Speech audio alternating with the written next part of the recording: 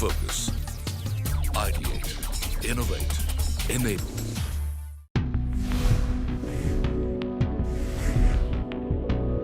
DBS Bank and Moneycontrol present Small Business to Smart Business. Hello and a very warm welcome to Money Control. We are on the last episode of Money Control's video podcast series From Small Business to Smart Business.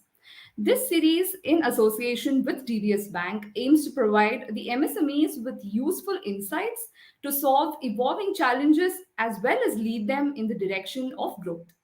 And today we'll be talking about an exciting and significant topic on the Indian startup ecosystem, catalyzing India's ticket to $1 trillion digital economy. And for this, we have some of the biggest voices from the tech and startup ecosystem.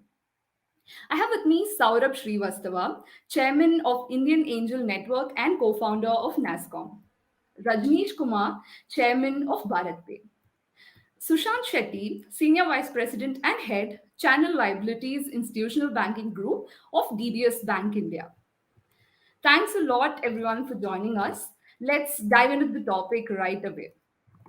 So, first off, I want to throw this question to all our guests here. Maybe if we can start with Saurabh, and then we can ask all the others too. So, we all know that India is aiming to be part of the $5 trillion club in a very few years, as well as reach the 1 trillion digital economy too. But what role, according to each of you, does startups play here, and how significant are their contributions? I mean, this will kind of help give us a sense of where exactly are we in the journey towards achieving the $1 trillion digital economy too. Saurabh, do you want to go first? Well, startups are fundamental. They're not important, they're fundamental for us to get to $1 trillion digital economy. I think most of us forget that the first startup industry was IT services, and in 30 years, it's moved from $55 million to 250 billion, accounts for 25% of our of our forex income, employs close to 10, 12 million people. And very importantly, as a result of that, we have now become the largest pool of tech talent globally and also of entrepreneurs. So, if you look at what the government has done in a brilliant way, the digital public goods, all of that, I think startups have been at the hub of it. And you just have to look at the US and Israel. These are good examples of how startups leveraging tech and innovation have led their country's economic growth and employment. And we are in a very good position. Uh, we slipped globally because we missed the industrial revolution, because we were colonized at the time, and our GDP went from like 25% to low single digits. Global share of economy, went from 25% to single digits.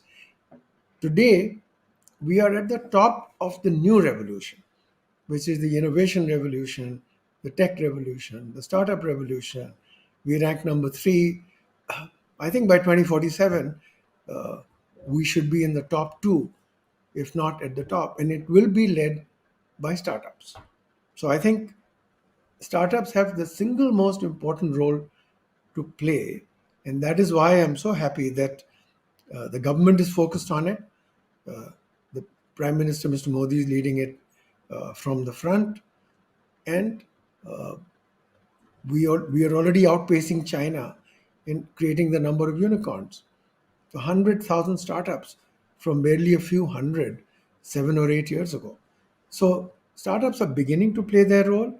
All that you're seeing in terms of UID, UPI, all the rest has come because the government and startups are working together and really creating a scenario where I have no question that we'll be $1 trillion digital economy before we actually have pitched ourselves to becoming one. Rajneesh, do you want to add to this? Also mentioned that is very appropriate, and startups is the new buzzword, and we have seen that how much contribution they are making in improving the productivity of the Indian economy in particular. And that's why even in G20, you will find that Delhi Declaration specifically mentions about startups. So currently they may be contributing about 2 to 3% of Indian GDP, but going forward, their contribution is expected to go up to 5 to 6%. So if it is a 5 trillion economy in 3 years' time or 4 years' time by 2027, they will be contributing about 250 to 300 billion in that. And it's all about entrepreneurship, it's all about new technology and how that technology is harnessed not only to unleash the forces of productivity but also to solve many situations and provide solutions to the consumers and public in general, which otherwise have not been provided by the legacy institutions and the companies. So that is the importance of the startups and their potential to employ people.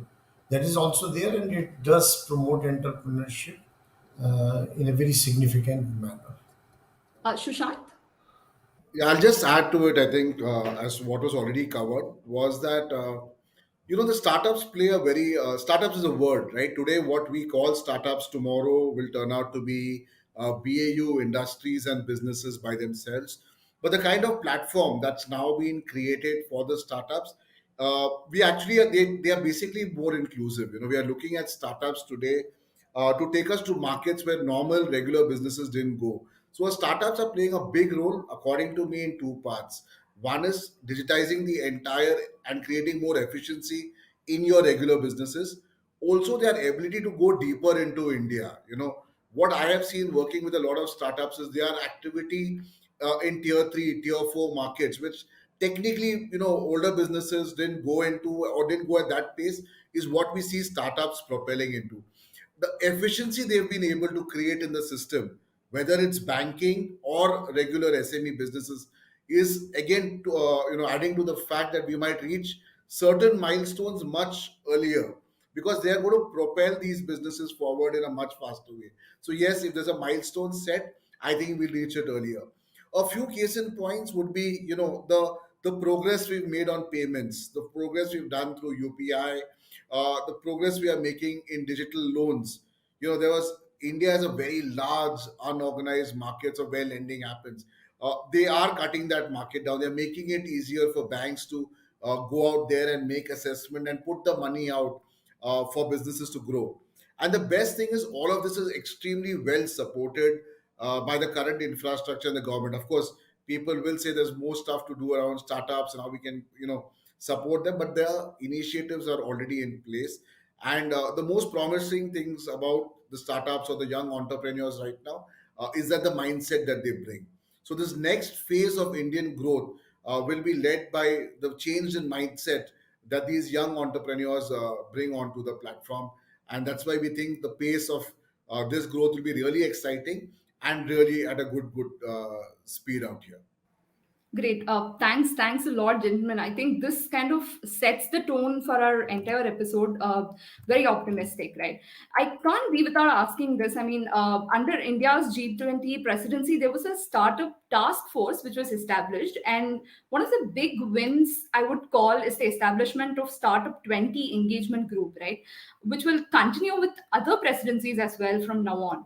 Now, how significant is this for startups, and how should they basically tap this opportunity? Maybe Rajneesh, do you want to take this? Yeah, so as you have mentioned that in G20 there is a specific declaration and that is called Jaipur Initiative. And the whole idea is that it recognizes the importance of startups and MSMEs and their contribution to the generation of employment and improving the productivity of the economy. And with the renewed focus on the startups and MSMEs, they have used this word interchangeability and in one. And the importance of MSMEs have always been recognized by the fact that they generate very high employment and they encourage self-employment also in a big way and they are job creators rather than job seekers, which is very important for a country like India, where the addition to the labor or the workforce every year, the number is fairly large and huge, and everybody cannot be a job seeker, and that's where the importance of startups and MSMEs. The problem with the startups or MSMEs has always been the access to information and the access to the credit, which has also been debated and deliberated upon for several years. But now a major change which is happening is availability of information because of the technology. Today, the flow of information about the GST data, about the income tax return, credit history, payment history, so much data is available. And based on that data, the new models of underwriting have emerged, which is improving the flow of credit to the MSCMEs and the startups. And then for startups, we definitely need light touch regulation, easy compliance burden, and easy or friendly taxation regime. These are some of the preconditions which are also required if the small scale or medium enterprises and the startups they have to flourish. So these are the issues which have been brought into focus, and going forward, hopefully there will be some concrete action points on all the issues which are being faced by MSME and the startups. Got it, got it. That's great. Saurabh, do you want to add very specific to how this will open, the grounds for many startups to going global? Given that, they will get access to multiple countries, do you think there will be some change out there? Well, I think in terms of uh, growth, let me add one point to what Rajneesh said, which is important. There's a study done in the US by a very respected foundation, the Kaufman Foundation, and they found over a 40-year period that except for 6 or 7 years, net new job creation came only from startups, companies less than 3 years old, not from government, not from large enterprise. And therefore, this becomes very important for India, but also for the entire G20. It is very important because jobs are a big issue today. And the second part is that if you look at startups even in India today, quite apart from their own market cap or revenues, the fact is that they are seeing some of our biggest challenges in India, which is affordable healthcare in the remotest areas, high quality education in tier 2, tier 3 towns, agricultural productivity, all of these things. Our startups today are leveraging innovative business models, they're leveraging the latest tech, they're bringing in space tech, AI, and they are creating solutions that are seeing these challenges as opportunities. So it's very, very important. And as we look at expanding, when our startup industry builds these solutions, these products, the market, of course, is India. It will have huge impact on India, the quality of life, on the economy, on GDP. But the entire global south would benefit from this because many of those solutions are not a priority in the developed world and therefore would not have been developed there. But we have this one advantage. We have these challenges on scale, and we also have world class entrepreneurs in India who can and are solving them.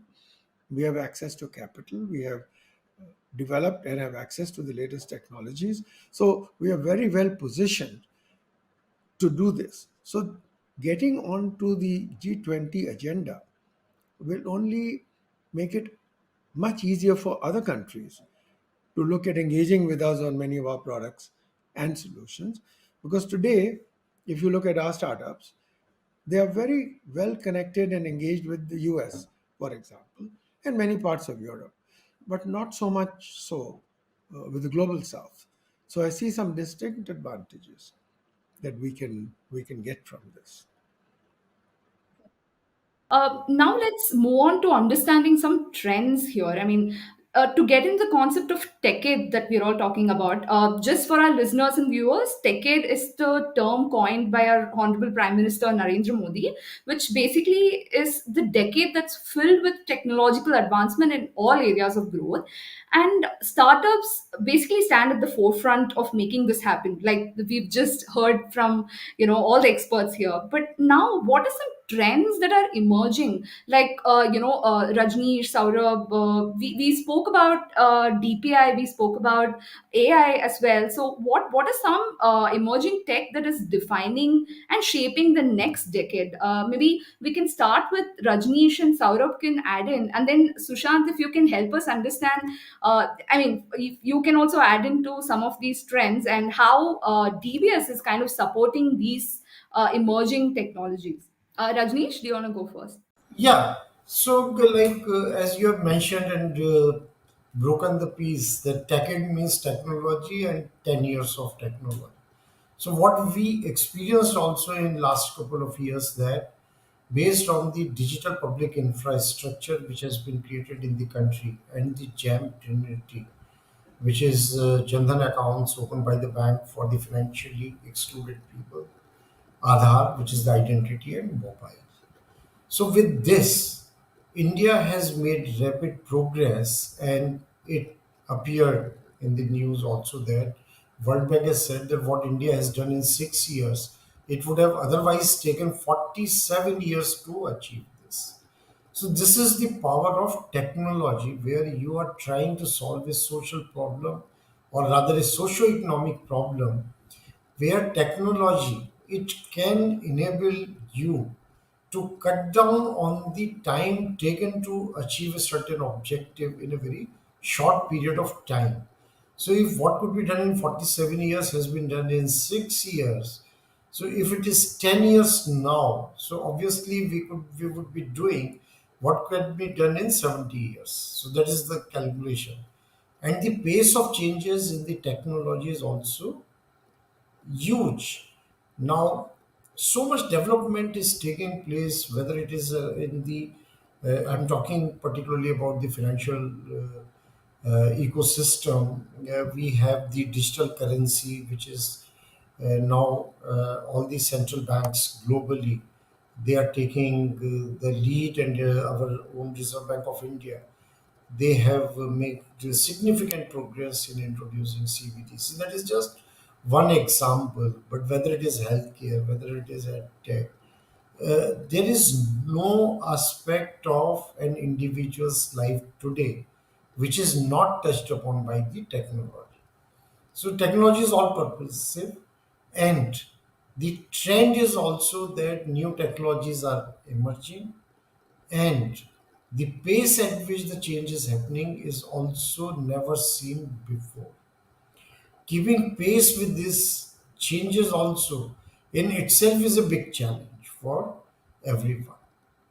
But because the India under the Prime Ministership of Narendra Modi ji, so from the beginning, if we see from 2014, delivery of public services and goods, the entire emphasis has been on the technology. We have seen in the financial sector, we have seen in the health sector, we have seen in many other fields, and there are many fields where technology is still not used as much. So for example, in the say for example digitization of land records, it's moving at a very slow pace.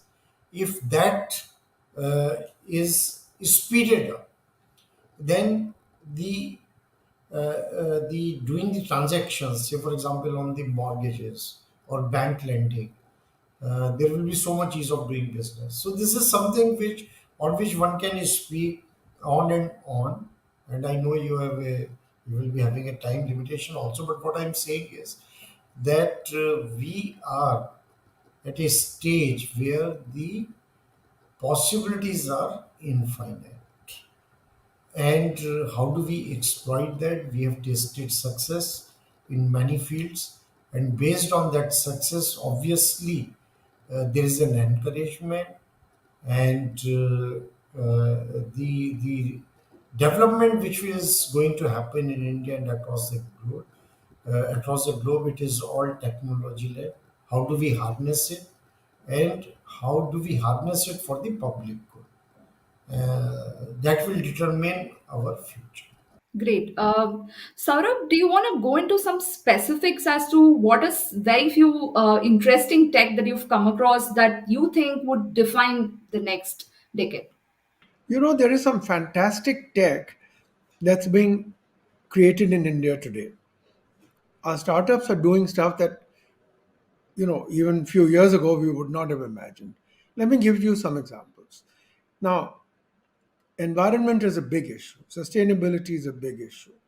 Now, we have this company called Pool in a in Kanpur, not in Delhi or Bombay or Bangalore, which actually is creating not only charcoal free incense and essential oils, but also leather from these flowers that are wasted after they're put in temples, thrown into rivers. They are toxic, and while doing so, the employment is all to women in villages. Now, this is going to be the world leader. It's all already a company that's been globally shortlisted to be amongst the winners of a very, very unusual prize called the Earthshot Prize. Uh, it would have been unimaginable. You have, for example, if we look at healthcare, now we have a company which started out in Bangalore called Pandorum, and it's creating bioengineered cornea and liver. And cornea, the issue with corneal blindness in India is huge. And this is a company that's already made huge progress with it. We have companies in manufacturing today because when we thought of startups, we only thought about internet and SaaS and those kind of things or quantum computing. But here's a company that's doing manufacturing. It's aiming to be the Siemens of India, making world class products like ventilators and other products for the ICU. It's called Nokark. And it's basically looking to sell them within India. It's already selling them in Africa and it's looking to go global with it. There's companies that are combining AI with what they get from space technologies, information from space, to be able to assist farmers with cropping patterns, assist governments when crops are damaged in terms of how they should pay. We have a space tech company because government now allows that to happen. So we have companies that are in the space technology. And this company called Dhruva that's already sent, I think, 7 or 8 satellites into space. So our startups are setting the pace for a decade. Great, great. Sushant, if you can come in here, we hear of such incredible developments like Rajneesh pointed out. What would have taken 47 years with the use of tech, it's just taken 6 years, right? But what kind of support does DBS give in to feed in this kind of development? What is needed? I mean, apart from that, if there are any other key trends you want to add, please do go ahead. Yeah, sure. So I'll just add a couple of things in terms of maybe trends and just take a step back and for whatever's being able to happen right now, there's been a lot of back work. So I think the first credit should go to in the fact that how in the last few years we've made internet access so easy for everybody. People now have smartphone. Your entire broadband is so affordable, and that has enabled startups to go deeper and wider into the Indian markets. I think a lot of base was created for the startups to go and kind of get into all kinds of things, like sir mentioned, right from sustainability to agriculture to various forms of industry. I think it was because of the digital penetration and the work that happened, uh, was the absolute enabler for us to get there. Similarly, so you also mentioned Fool. I'll say that some of the stuff that we do as enablers. Fool was one of our earlier companies which we have invested through our grant program. So what we do for startups, I'll give you a couple of examples. We run a DBS Foundation program in Singapore. It's been running for the last 7 to 8 years. Fool is also one of the recipients of that, where we look at startups who are focused on sustainability or some kind of social causes but are run for profit. We run this every year, and this year we had the maximum applications coming. Though this is run from Singapore, we had 1,000 plus applications coming in from the Indian ecosystem of startups, and this is the highest ever that we've seen in terms of applications going in for our grant program. The grant program not only provides the early stage funding, 90% of our grant awardee programs are still functioning, profitable, and doing well. So the selection process is also good. Apart from that, there's a lot of stuff done around mentorship, taking them to newer markets, exposing them to some of the startups in the regional markets that we are present in. The other impact that we do for startups is we run our own cohort of programs across India. We call it DBS Founded. We do these reach out events in all cities, right from Hyderabad, Chennai, Bangalore, of course, Gurgaon, and also take it to smaller cities where we get cohorts of startups, VCs, investors, ecosystem influencers who can only enable startups to grow to the next level. Trust me when I say this, we do not speak anything about the bank in these events. We only ensure that these events are curated for the city that we are entering into, and these events then become enablers for the larger startups. And each of these events have around 120 to 150 startups from there that come in. We're also working very, very closely with state-led startup organizations like Startup TN. We've got a place within Hyderabad where we sit and work along with the startups in Hyderabad as well. And one very, very simple thing I would say, what we do is uh, we create a platform for them to hit the market earlier. So what we've done is with partners who again coincidentally are like startups only, like India Filing, we've gone and put incorporation free of cost. So if you are a startup, you want to incorporate your company, you're a student who wants to incorporate your company and go live, we ensure that there is absolutely no cost for you to go ahead and incorporate your company, and your next 2 years tax filing, GST returns, etc., are all taken care of. So we've created something what we call as beyond banking.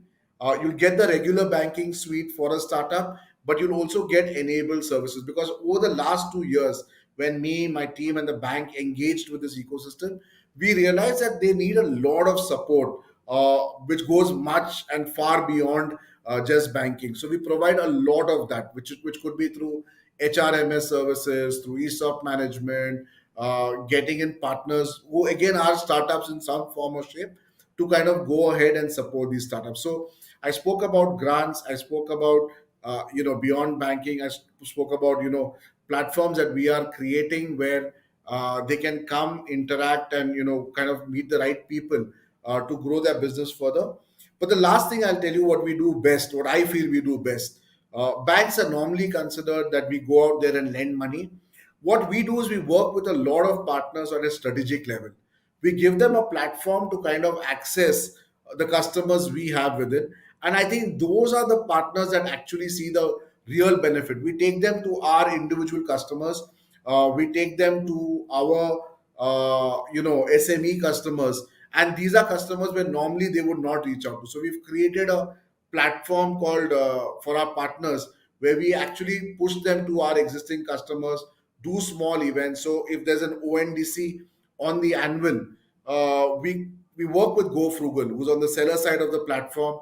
We are doing small micro events in small areas and talukas across India to kind of reach out to people and show them how they can list themselves on ONDC, and be more meaningful, make more profits on that platform. So small education series across countries, not just the major cities, is what we are focusing on to ensure that both the MSMEs as well as the startups kind of benefit from what's happening right now in the country.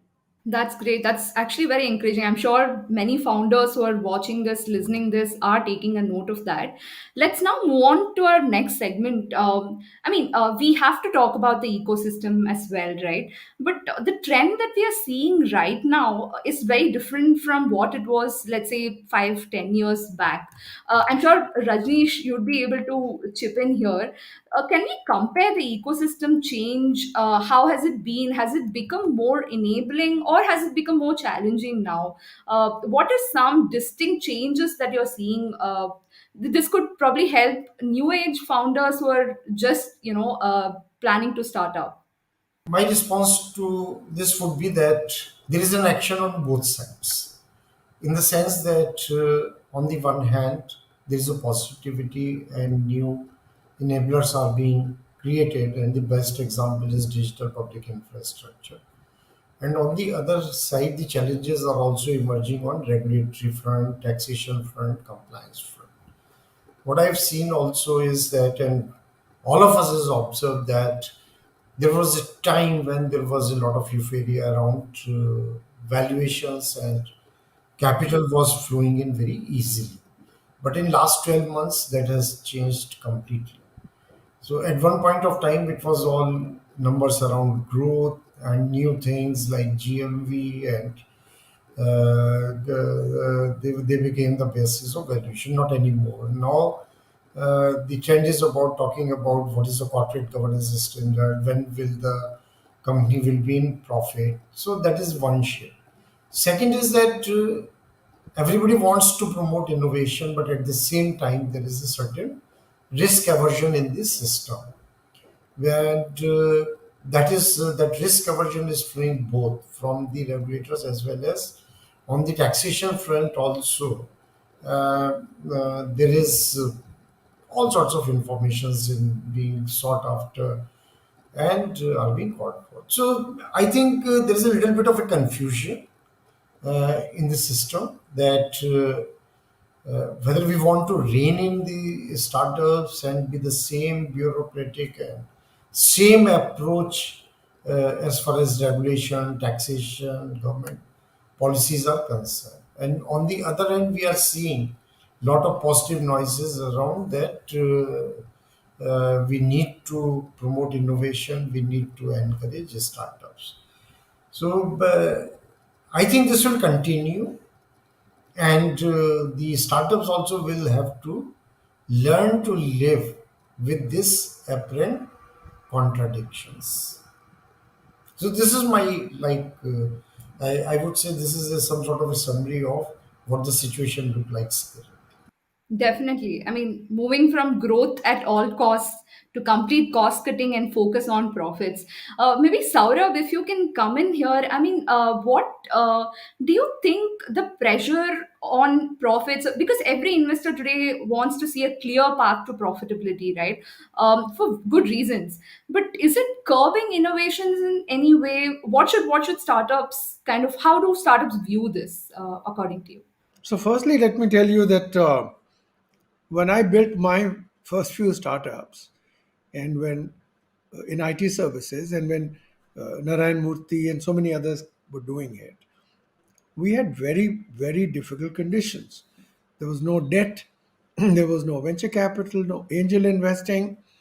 So we had no choice but to grow on the strength of our earnings. Did it stop us from innovating? No. In fact, we had to innovate to survive. And so we created an industry today which is bigger than any country except the US. So I don't think it's just a capital issue.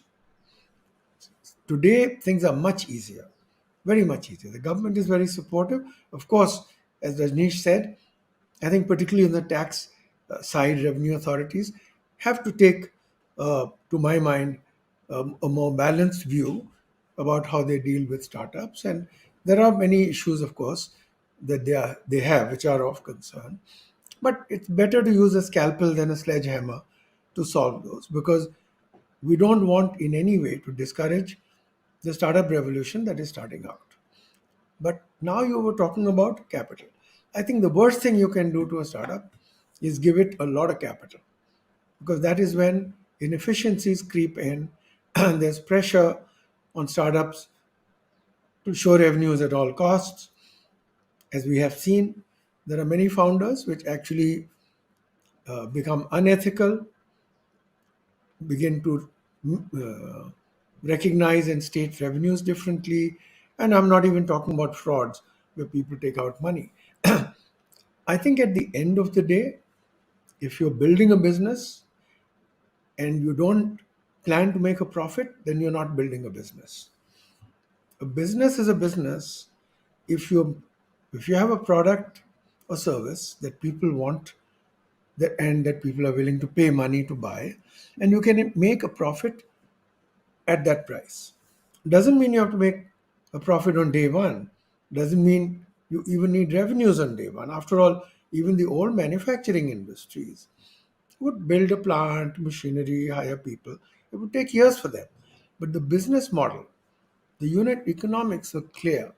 The business was meant to be profitable. And I think the bit of the balloon bursting that we have seen, I personally think it's good. It will make startups focus on the things they need to focus on. They'll focus more on innovation. They will no longer have the luxury of thinking that just spending a lot of money will solve all their problems. It never does. And I think uh, I would say, a much more set of resilient, innovative, and high quality companies will emerge. That is not stopping at the angel investing level. There's no slowdown at the kind of companies we're seeing, at the kind of ideas they have, and there is no shortage of capital for companies that actually have a solid proposition, even today. But yes, if you're building a company where you were just going to ramp up revenues and your losses would ramp up faster than your revenues, uh, funding for those kind of companies is a problem. Got it. So basically, innovation and profitability should go hand in hand. It's not something that should be looked at separately. But Sushant, do you want to chip in here? I mean, we are now seeing businesses that should be innovative as well as profitable and be a scalable business. So how can DBS Bank's expertise kind of help the startups achieve these objectives? So yeah, a couple of things. One is I agree that there is no dearth of capital right now. Startups in itself have become like an asset class for banks or for investors to go out there. So we never heard of angel investors 7 years back or 10 years back. Very small, even if you heard, they were hardly limited. But now each city has their own angel investing team, and like Saurabh sir mentioned, there's no dearth of those. There are those people who are sitting on money wanting to invest in ideas and in innovations. Banks too are trying to figure out new and different ways to kind of go there and kind of enable startups. Okay, bank again, we don't have the kind of capital where we can just throw out money. We have depositors' money, and so it's slightly more responsible in terms of where we go ahead and put our money. But just to give you a flavor, DBS has launched its own debt fund. We call it Evolution X along with Tamasek. It's a $500 million debt fund which we've put into place, which looks at a certain series of, after a certain series fundraise to come in and support a startup. This is not purely on profitable balance sheet. This is not purely on last 3 years profitability. It's purely looking at investing in that. We've set up shop in India to look at startups within India. It's a Singapore-based fund, but we are also looking largely at the India ecosystem for investing in that. Grants, I already mentioned to you, we're putting money out. The grant is also now planning to be an LP in an equity-led program looking at social enterprises. What we also look at doing is alternate forms of lending to startups. So if you are platform heavy, you have a lot of customers that come onto your platform, you have a lot of data, we technically go ahead and lend basis that data on your platform, thereby creating some kind of value, some kind of GMV onto the platform itself. We also look at doing a certain amount of bridge funding when it comes to startups. So there are various means and shapes and forms that we've typically come in and kind of supported startup from a lending perspective, whether it's a grant or whether it's also going out there and lending to the players on their platform as well. So It's quite an interesting phase. I think we're figuring out various ways to kind of crunch data. Few things which will come up, can't speak a little too early, but few things which will come out in the next few months which will actually surprise people. We're not going, we are trying to move away, absolutely move away from the traditional forms of lending, figure out new ways, use data better. Again, working with some startups to figure out how can we crunch data, go away from the traditional form of lending, and actually put money out to young entrepreneurs who do not have maybe a very long credit history to show for. So that also is in the works. Great, great. Thanks, Sushant. Now, I think we are moving to the last segment, but it's very significant that we should talk about it.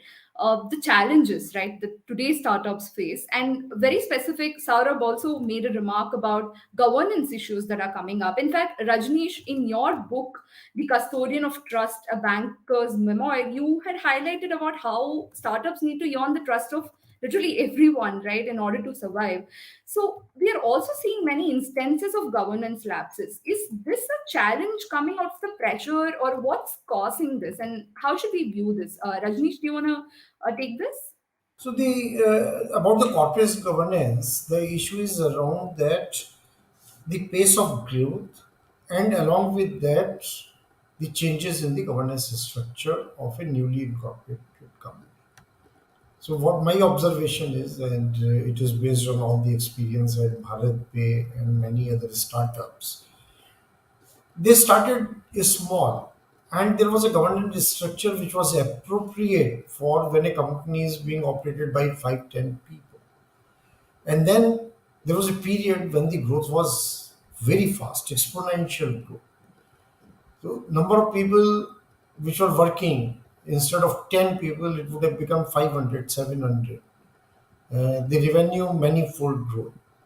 But the way companies were being governed, there was no professionals to handle finance, critical functions like HR, compliance, internal audit, because the founders or promoters who were all young entrepreneurs, they did not have, in fact, any idea about how a large or a mid-sized corporation needs to be governed, and did not have enough experienced people to guide them through that process. And that led to so many issues which came to surface later.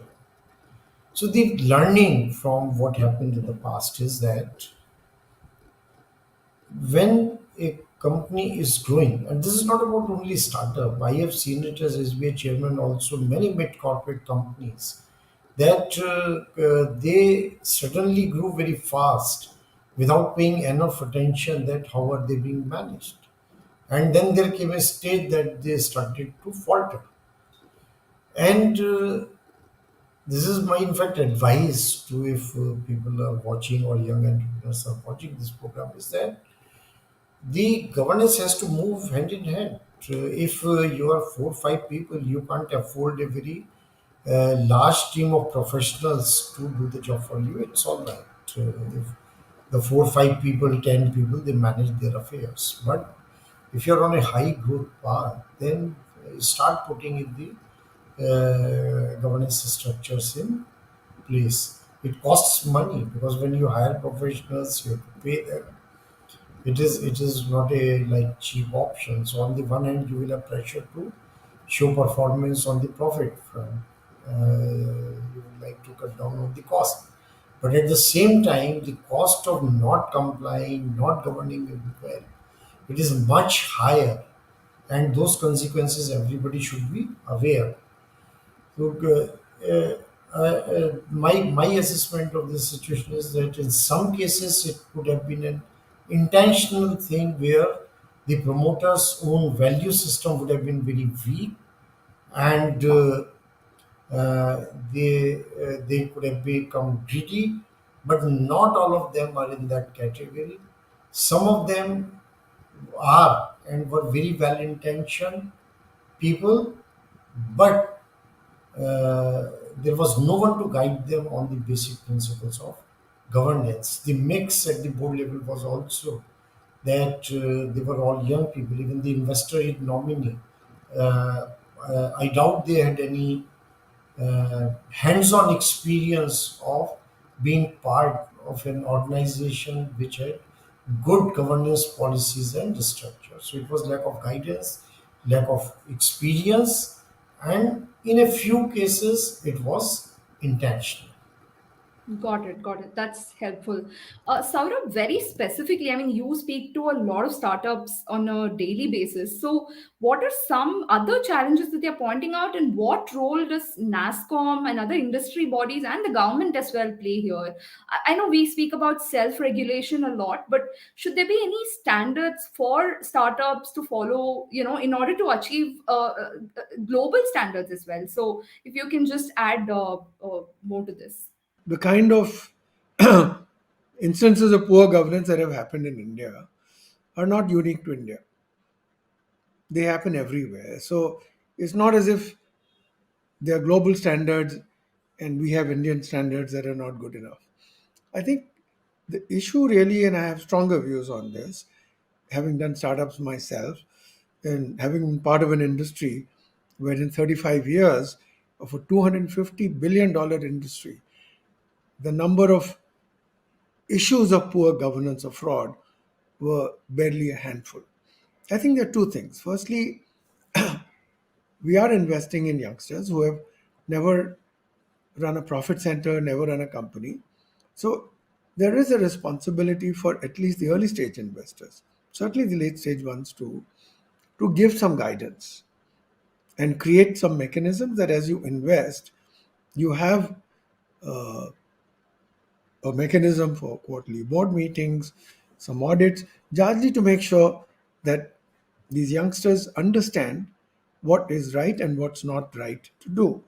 So partly, and Rajneesh mentioned to that, it may be it's not that people are being deliberately unethical, but they don't know better. That's easier solved by giving them those guidance directions, and investors should do that. But remember, at this early stage, when a company raises 1 or 2 crores, it's not going to have great professional boards or anything.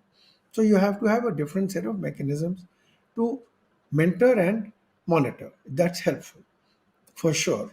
I think the challenge comes when the get rich quick idea, the looking at a number of investors who made it fast, and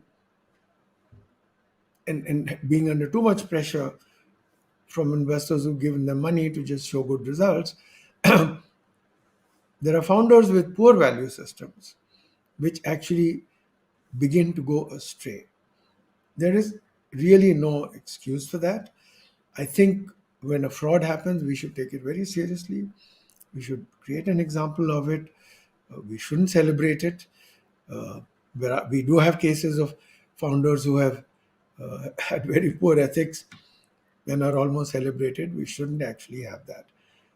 The second part, of course, is the which I said that we had this problem with angel tax, and that got sorted out. I think it's very important for the regulatory authorities to be clear on the compliances. Companies must meet those compliances, but we should have an easier framework for startups, and certainly the tax authorities need to have to my mind, a gentler way of dealing with startups because they don't have the ability to hire a lot of experts to help them because we don't want to discourage people from creating startups. So I would say that two things, and then there are genuine concerns that the government or ministries have. Uh, my only suggestion is let's use a scalpel and and try and address that without throwing the baby away with the bathwater. Today's regime is infinitely so much better. The government is so much more supportive than when we were doing our startups some decades ago. Uh, there's also access to government contracts, which didn't happen earlier. There is debt funding. There are several fund of funds which are there for startups.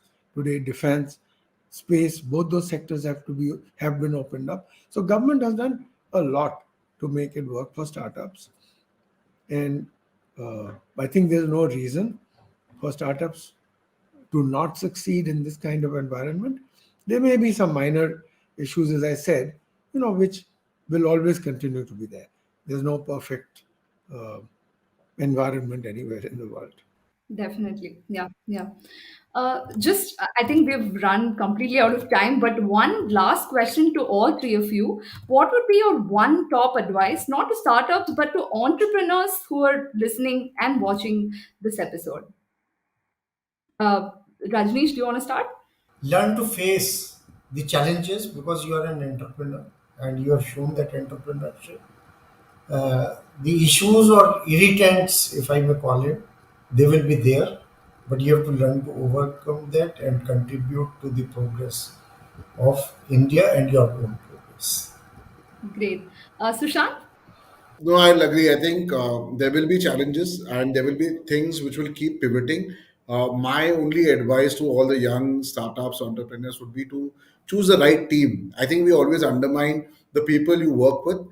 Choose the right set of team. I think if you build a right team, it has more legs. Money, other support systems will keep evolving and will keep following. But if you have the right set of people to build the right business, I would urge a lot of entrepreneurs to put a lot more focus on team building and having the right set of people to guide you and manage your business and take it forward, to all the points that we covered during the course of the conversation today. That's great. Yeah. Saurabh and you. So I would say to all entrepreneurs that there has never been a better time in India than to do a startup. So please do come out and build the company that you want. But the only advice I have, don't do a startup because you think you'll get rich. That's a wrong reason. If you use that reason, you will never succeed. You should build a startup when you think you have a big idea. It should always be a big idea rather than a small one. It should be that you're solving a big problem, a big challenge that will change lives, that will change society, that will address a big crying need. And when you do that, understand that a startup journey is not easy. If you're not ready for a hard journey, don't start. So be resilient, don't give up. If you have the right idea, if you have the right time, and if you have the right value system, you will succeed. Money will come. It's happened to all of great entrepreneurs around the world, and it will happen to you. That's great. Thanks so much, gentlemen, here. I'm sure this is a very insightful episode. We discussed everything from the decade and the trends that are shaping the next decade. And we also spoke about, what are some challenges that are emerging and how startups should view it. And we also ended with some great tips for new age entrepreneurs out there. Thanks a lot for spending time with us. Thanks a lot, everyone.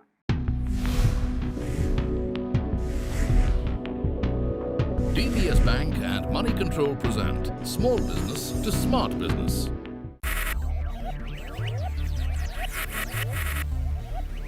Focus, ideate, innovate, enable.